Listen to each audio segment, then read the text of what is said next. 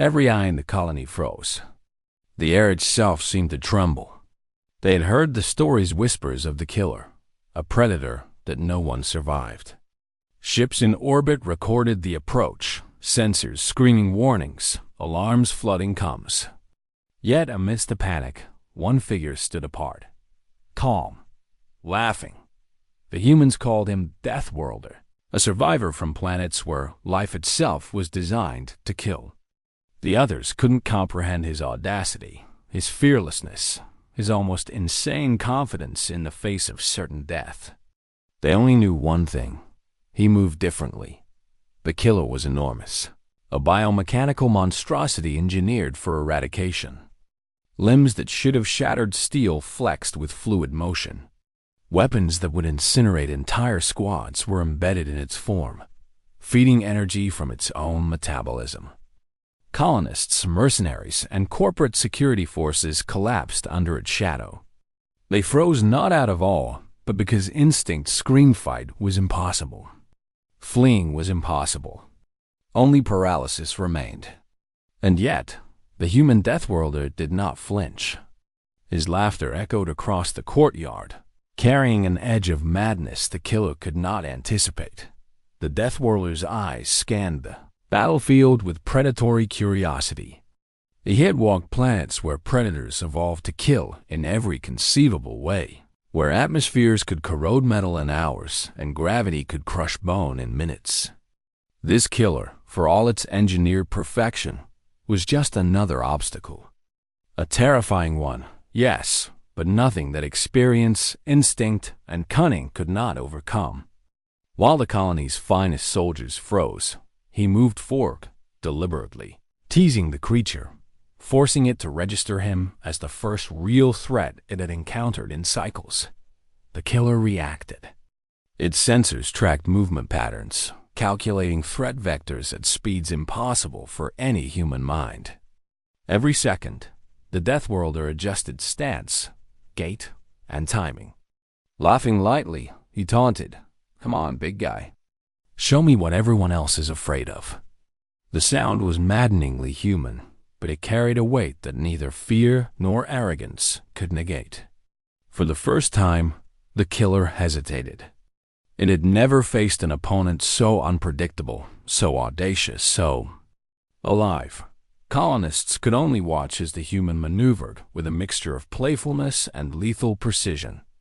Every step was measured, every gesture calculated to bait, confuse, and provoke. The killer lunged, and for the first time in centuries of predatory dominance, it missed. Its strike ripped through the courtyard, smashing equipment. But the Deathworlder was already shifting, laughing as his momentum turned the attack into nothing but shattered stone beneath his feet. The battlefield was alive with tension, a storm of inevitability and suspense. And only one thing was certain. This human was not like the rest thought as the killer recoiled. Analyzing, reassessing, the Deathworlder's grin widened. He did not merely survive, he toyed with his prey. Where others would flee, hesitate, or surrender to panic, he advanced. Every movement, every calculated dodge, every laugh was a declaration. Fear is not universal. Death is negotiable. Humans are not to be underestimated. And in the silent, frozen colony, one truth became clear. When a Deathworlder confronts annihilation, the galaxy itself watches and wonders. Because survival becomes art, and art becomes war.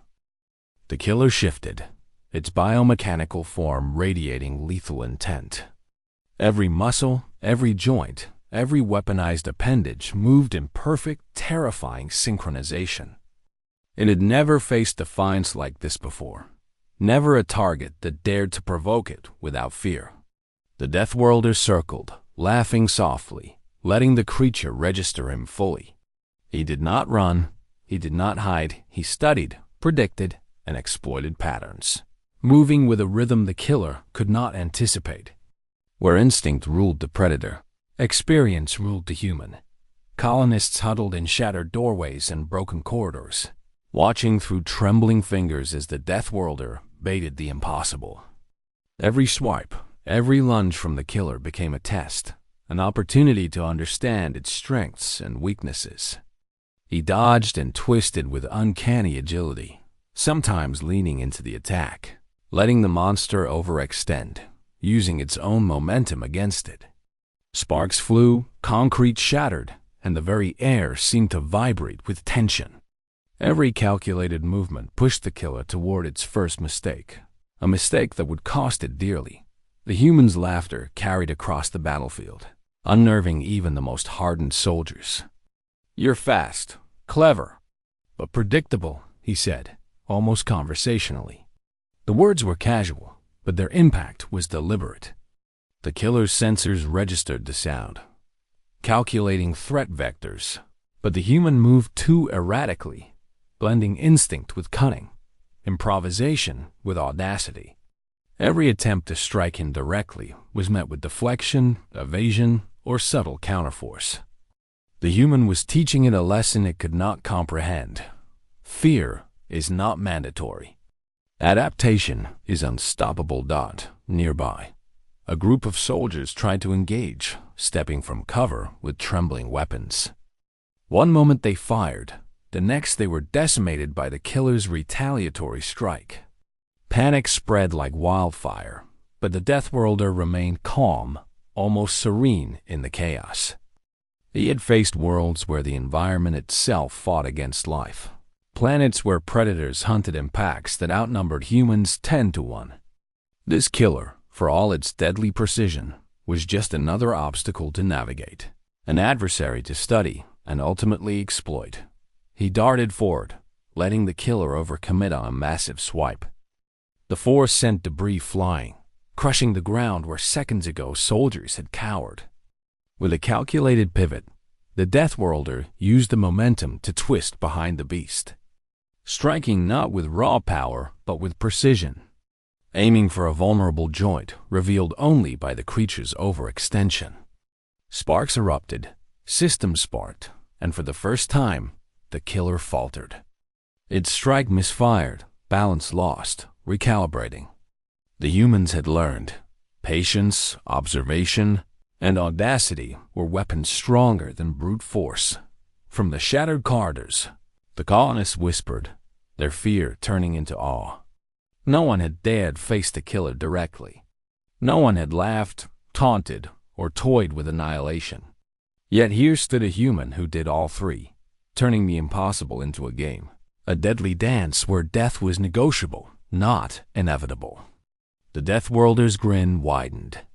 He could feel the shift in dominance, subtle but undeniable. The galaxy may have created the killer to enforce fear, but humans created fear in the creature itself. The killer roared, a sound that reverberated through the colony like rolling thunder, and surged forward with renewed intensity. Its attacks became faster, more brutal, designed to overwhelm, to crush instinct and force submission. Yet the Deathworlder met each assault with the calm confidence of someone who had stared into death on worlds where survival demanded every ounce of cunning and resilience. He did not dodge blindly. He anticipated. He provoked. He manipulated the beast's own movements, turning each strike into a misstep, each lunge into a trap. Colonists froze in horror, unable to tear their eyes from the spectacle. Metal screamed as claws tore through reinforced walls, yet the human moved in ways that made the impossible seem natural. He bounded over rubble, rolled through shattered corridors, and twisted under arcs of energy, laughing the entire time, a sound both human and uncontainable. Every moment of hesitation from the killer widened the gap in dominance. Every miscalculation compounded as the Deathworlder exploited openings that no one else could see. Where others relied on technology or brute strength, he relied on instinct, intelligence, and audacity. The killer adapted, attempting to predict patterns, but humans are not predictable. The Deathworlder pivoted mid-strike, slamming a fallen beam into a vulnerable joint, sparks flying as circuits sizzled. The biomechanical monstrosity staggered, forced to recalibrate its momentum, and the battlefield shifted. No one could have anticipated the ingenuity on display, only the humans, who had learned that true survival comes from improvisation and boldness, not rigid strategy. Every attack the killer launched now carried risk for itself, each misstep magnified by the humans' relentless drive. Nearby soldiers and engineers dared to act, inspired by the Deathworlder's courage. Some fired cautiously, others attempted flanking maneuvers, but it was the human's presence that dictated the flow. He was the pivot, the axis around which the entire engagement turned. Even the killer's advanced algorithms faltered. Its sensors recorded movement, calculated angles, predicted probability, but it could not anticipate creativity, laughter, audacity, or the will to live honed over hostile worlds. Every adjustment it made was countered with fluid ingenuity.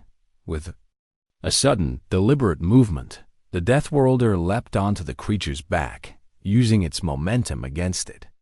Sparks and fire erupted as he exploited vulnerable points, not with raw force, but with precision strikes that compromised balance and control.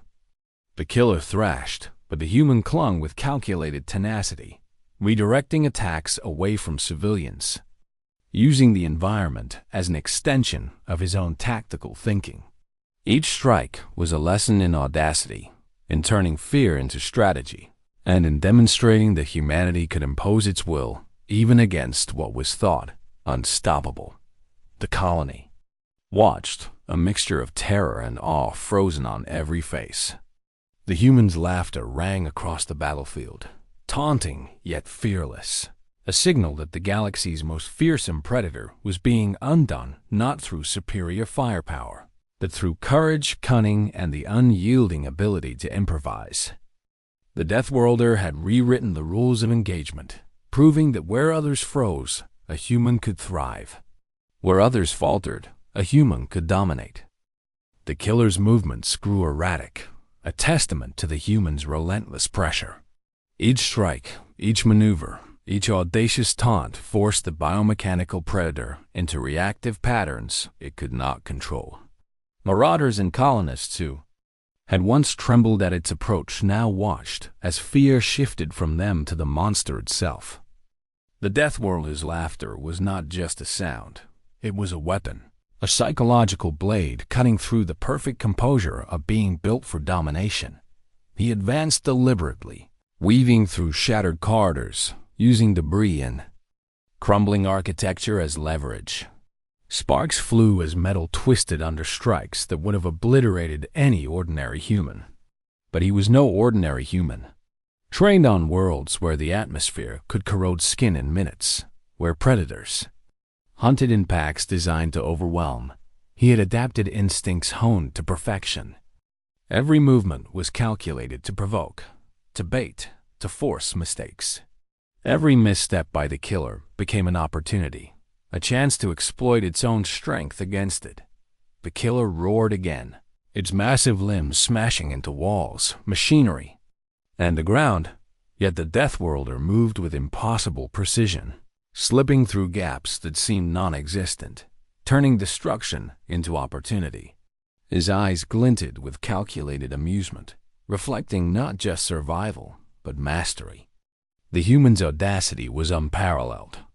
While the galaxy's finest froze in terror, he treated the battlefield as a canvas, each movement a brushstroke in a deadly improvisational art form. Colonists whispered in awe, some barely daring to breathe. They had believed this creature to be unstoppable, a force beyond comprehension. Yet here it faltered, misdirected and destabilized by a single human. Every overextension, every attempt to strike decisively, was exploited with effortless ingenuity. Sparks and energy arcs illuminated the Deathworlder's calculated maneuvers, his laughter echoing as a symbol of defiance and superiority. The monster, relentless in its pursuit, tried to predict his pattern, attempting strikes from unexpected angles, yet every adjustment was anticipated, countered, and turned against it. It was a predator confronting something it could neither compute nor contain, A human who embodied adaptability, audacity, and unpredictability in a single lethal package. The battlefield became a symphony of destruction, but the humans orchestrated it, bending chaos into controlled advantage. From behind shattered barricades, colonists began to murmur hope. A single human had shattered the illusion of invincibility, proving that courage, intellect, and improvisation could challenge even the deadliest of threats. The Deathworlder did not merely survive. He dictated the terms of engagement, turning terror into strategy, hesitation into weakness, and chaos into triumph. Every calculated movement drove home one truth: humans were not prey. Humans were the apex variable. The killer, now fully aware that it faced an opponent unlike any it had encountered, redoubled its efforts. Every swing, every thrust, every calculated surge of power was aimed to destroy, to eradicate, to end the human challenge in an instant. Yet the Deathworlder did not panic. He moved with an unnerving calm, weaving through attacks, letting momentum carry him, exploiting overreaches, and punishing miscalculations with precision. Each strike against him became an opportunity. Each attempted kill a step toward victory. Colonists who had cowered moments ago began to glimpse the impossible. The human was not simply surviving. He was orchestrating the battlefield, turning the killer's strength against itself. Walls collapsed under the weight of blows. Fire arcs danced across the courtyard. Yet the Deathworlder shifted with fluidity, using debris, gravity, and even the killer's own momentum to destabilize it.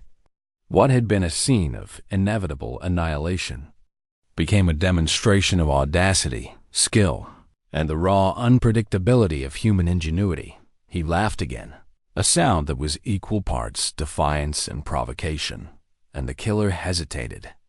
Its calculations faltered, algorithms designed to predict behavior failing to account for audacity, improvisation, and instinct honed under hostile worlds. Marauders and soldiers watched in awe as the human forced the creature into a series of errors, turning its overwhelming power into liabilities. What was meant to be a swift execution became a battle of wits, speed, and adaptability. The Deathworlder's eyes glinted as he spotted a structural weakness, a conduit running along the creature's spine, partially exposed by a previous miscalculated strike. With the precision of a predator, he maneuvered to exploit it, drawing the killer into overextending again. Sparks and energy bursts illuminated his movements as he struck, each impact destabilizing circuits, compromising balance, and forcing the predator into a series of reactive maneuvers. The battlefield was alive with energy, chaos, and strategy, and the humans had become the axis around which it all turned. Even as other colonists attempted to engage, it was clear that nothing they did could replicate the humans' effectiveness.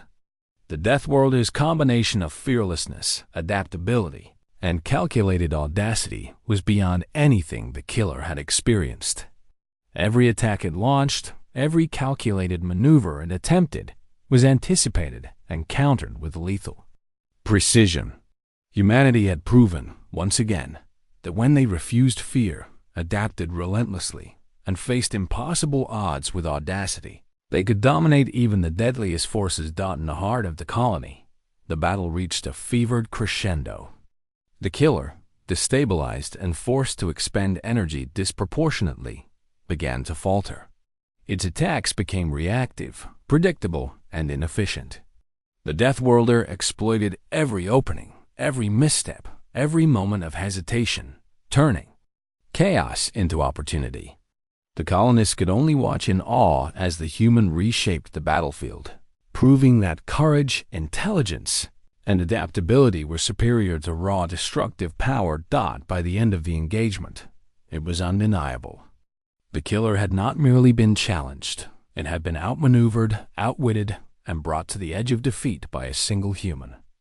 The Deathworlder's laughter echoed through the ruins, a symbol of defiance and dominance. Humanity had once again demonstrated that fear was optional, that survival could be mastered, and that no predator, no matter how lethal, could outmatch audacity, cunning, and the unbreakable human spirit. The killer, now fully aware that it faced an opponent unlike any it had encountered, redoubled its efforts. Every swing, every thrust, every calculated surge of power was aimed to destroy, to eradicate, to end the human challenge in an instant. Yet the Deathworlder did not panic.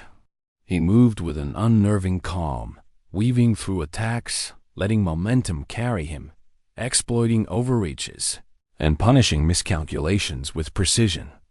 Each strike against him became an opportunity. Each attempted kill a step toward victory. Colonists who had cowered moments ago began to glimpse the impossible. The human was not simply surviving. He was orchestrating the battlefield, turning the killer's strength against itself. Walls collapsed under the weight of blows. Fire arcs danced across the courtyard. Yet the Deathworlder shifted with fluidity, using debris, gravity, and even the killer's own momentum to destabilize it. What had been a scene of inevitable annihilation became a demonstration of audacity, skill, and the raw unpredictability of human ingenuity. He laughed again, a sound that was equal parts defiance and provocation, and the killer hesitated. Its calculations faltered, algorithms designed to predict behavior failing to account for audacity, improvisation, and instinct honed under hostile worlds. Marauders and soldiers watched in awe as the human forced the creature into a series of errors, turning its overwhelming power into liabilities. What was meant to be a swift execution became a battle of wits, speed, and adaptability. The Deathworlder's eyes glinted as he spotted a structural weakness, a conduit running along the creature's spine, partially exposed by a previous miscalculated strike. With the precision of a predator, he maneuvered to exploit it, drawing the killer into overextending again. Sparks and energy bursts illuminated his movements as he struck, each impact destabilizing circuits, compromising balance, and forcing the predator into a series of reactive maneuvers. The battlefield was alive with energy, chaos, and strategy, and the humans had become the axis around which it all turned. Even as other colonists attempted to engage, it was clear that nothing they did could replicate the humans' effectiveness. The Deathworlder's combination of fearlessness, adaptability, and calculated audacity was beyond anything the killer had experienced. Every attack it launched, every calculated maneuver it attempted, was anticipated and countered with lethal precision.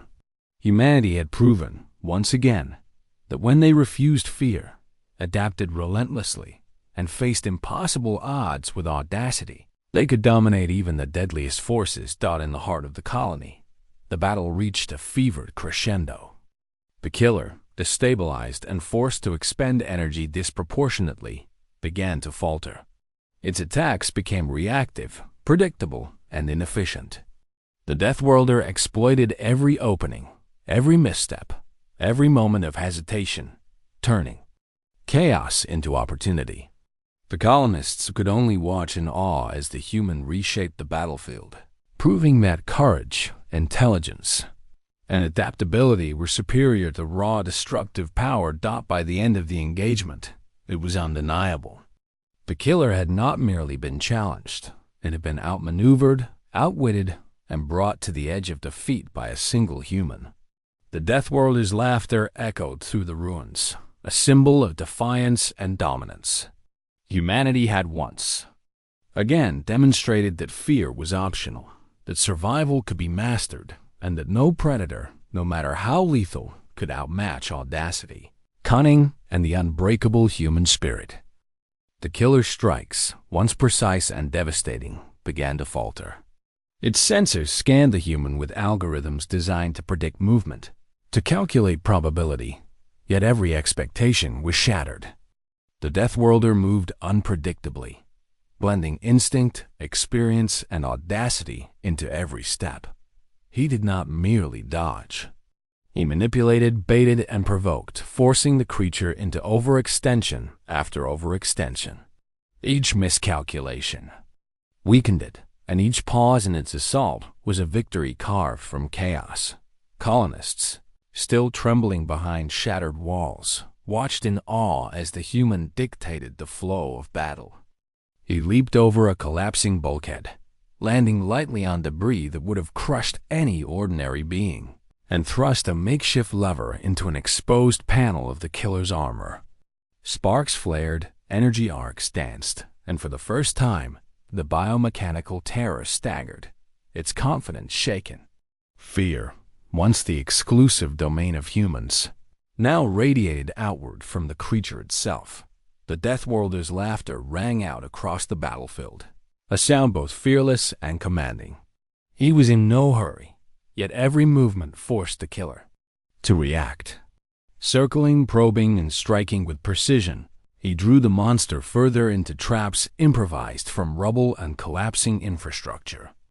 Each overreach was exploited, each hesitation amplified, as the creature realized that raw strength alone could not win against cunning, adaptability, and relentless audacity. From the colony's observation decks, soldiers whispered and pointed, barely daring to breathe. The human had turned inevitability on its head. Where the killer had expected submission, it found defiance. Where it anticipated fear, it found calculated laughter. Where it sought dominance, it encountered strategy. The Deathworlder was teaching it in real time. That superiority depended on more than raw power. It depended on intelligence, courage, and adaptability, qualities humans had honed across worlds that tested life itself. With a sudden, fluid motion, the Deathworlder exploited a misaligned limb, forcing the killer to overcommit. He vaulted onto its back, using momentum and leverage to destabilize it, sparking arcs of electricity from compromised systems. The creature roared, thrashing violently, yet each motion now played into the human's orchestration. He did not simply survive the assault, he dictated it. Every calculated movement demonstrated mastery over chaos, turning terror into a weapon and fear into strategy. The colony's survivors, previously paralyzed with dread, began to glimpse hope. The human Deathworlder was no ordinary combatant. He was apex, audacious, and terrifyingly clever. His ability to manipulate the battlefield, exploit weaknesses, and remain calm in the eye of annihilation redefined what was possible.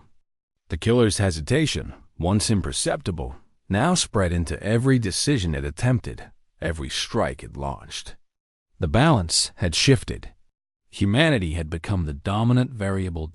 Every strike, every dodge, every taunt reinforced the same truth across the frozen colony. When humans decide to act, even the galaxy's deadliest predators are forced to bend, stumble, and adapt or be destroyed. The Deathworlder's laughter, carrying over the wreckage, was not just defiance, it was inevitability. The impossible had become routine, and the killer now realized that it was no longer hunting. It was being hunted, shaped, and outmatched by something it could not comprehend: human ingenuity, fearlessness, and relentless audacity. The killer's movements grew chaotic, its once perfect strikes now reactive and desperate. Sparks arced from overloaded circuits, limbs flailed with miscalculated force, and energy pulses sputtered as the Deathworlder exploited every flaw with methodical precision. He moved like a shadow, a predator among predators, blending audacity with skill, improvisation with instinct.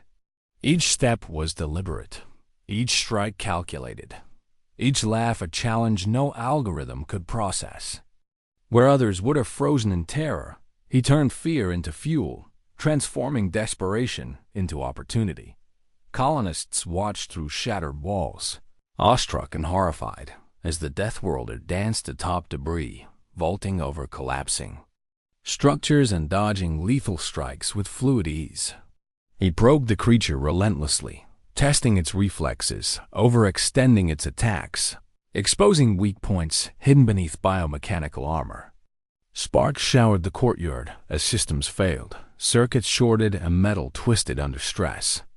The killer's precision, once flawless, was now a liability, and the human exploited every inch of it, turning chaos into orchestrated advantage. The Deathworlder landed atop the creature's back with practiced agility, leveraging its momentum to destabilize its massive form. He struck with pinpoint accuracy at exposed joints, severing critical connections and forcing the monster to stagger. Its roars reverberated across the colony, echoing with frustration and surprise. The human's laughter was relentless, defiant, almost taunting. "Come on," he called, voice carrying over the wreckage. "Show me what you've got." "You're going to have to try harder." The audacity was unnerving, and the killer faltered under it.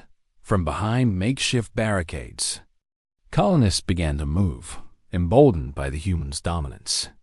Some fired cautiously, aiming at exposed systems the Deathworlder created with his movements, while others directed fleeing survivors to safety. Yet, even as reinforcements acted, it was clear the outcome rested with the Deathworlder alone. His control over the battlefield, his manipulation of the killer's own power, and his refusal to succumb to fear dictated the flow of combat. Where others would have been slaughtered, he thrived. Where inevitability had once ruled, audacity now reigned. The killer's final attempts at aggression were brutal but ineffective. Each strike was anticipated, redirected, or exploited. Its own momentum was used against it, crushing its limbs against debris, short-circuiting its systems and destabilizing its balance. The Deathworlder's every movement reinforced a simple truth. Raw power means nothing against intelligence, adaptability, and unshakable courage. The colony's once frozen survivors now whispered the word impossible, unable to reconcile what they were witnessing. With one final calculated motion, the Deathworlder exploited a catastrophic overreach. The killer toppled, crashing into the courtyard with a deafening impact.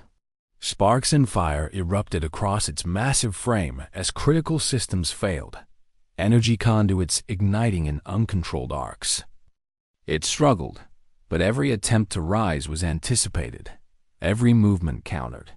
Humanity had turned the Predator's strength into weakness, annihilation into spectacle, and fear into triumph. The courtyard fell silent, save for the humans. Laughter, carrying over smoke and debris, echoing as a symbol of dominance and defiance. The killer, the galaxy's engineered terror, lay immobilized, broken by ingenuity, audacity, and relentless resolve. The Deathworlder stepped back, surveying the battlefield with calm mastery, the impossible now rendered inevitable. Humanity had triumphed not through overwhelming technology, but through cunning, audacity, and the unbreakable human spirit. Silence fell across the courtyard, broken only by the faint hiss of failing energy systems and the distant groan of fractured metal. The killer, once a perfect instrument of destruction, lay incapacitated, its reign of terror undone by a single human. The colonists, still trembling, dared to emerge from cover, eyes wide with awe and disbelief. The Deathworlder, standing atop debris, surveyed the battlefield with calm authority. He did not celebrate in chaos. He acknowledged it. Every move, every strike, every laugh had rewritten what the galaxy thought possible. He descended carefully. From the rubble, each step deliberate, measured. Sparks rained around him from shattered circuits, smoke curling in wisps that carried the acrid scent of ozone and scorched metal. The colony had witnessed something extraordinary.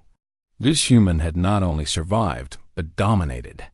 Where fear had frozen others, ingenuity, courage, and unyielding audacity had rewritten the rules. He had turned annihilation into triumph, chaos into control, and terror into awe. The killer's sensors flickered weakly, recording data that no algorithm could process. It had underestimated humans. It had misread the Deathworlder's audacity as recklessness, not realizing that instinct honed under impossible conditions could surpass technology and raw strength. Humanity, it seemed, was a force to be calculated. Differently, an unpredictable variable that defied every expectation. Across the colony, murmurs spread. If one human could do this, then perhaps nothing was truly impossible. The Deathworlder walked among the survivors, his presence commanding respect and fear simultaneously. He offered no words of comfort, none were needed, but his very being radiated dominance, mastery, and inevitability. The colonists' initial terror had been replaced with reverence, the impossible made tangible by courage, skill, and the relentless refusal to succumb to fear. The galaxy's deadliest predator had been humbled, and the lesson was clear. Underestimate humanity at your own peril. Die as the survivors regrouped and tended to the wounded. The Deathworlder paused, turning to face the remnants of the killer. A faint knowing smile crossed his face. "Never forget this," he said, voice carrying over the smoldering courtyard. "When humans act, when they refuse to freeze, when they embrace courage, even the unstoppable can be stopped." The words were not boastful, merely factual, a testament to what audacity and relentless determination could achieve. The colonists absorbed the lesson as much as the victory. For centuries, fear had dominated them. Today, hope, awe, and understanding replaced it. Humanity was more than resilience. Humanity was unpredictability. Humanity was dominance. And the galaxy, vast and indifferent, had been reminded once again that when humans refuse to yield, no force mechanical, alien, or otherwise can dictate the outcome. The courtyard fell quiet, save for the faint crackle of sparks, the distant groan of failing machinery, and the human's measured breath. In that silence, one truth resonated louder than any roar, any alarm, any algorithm.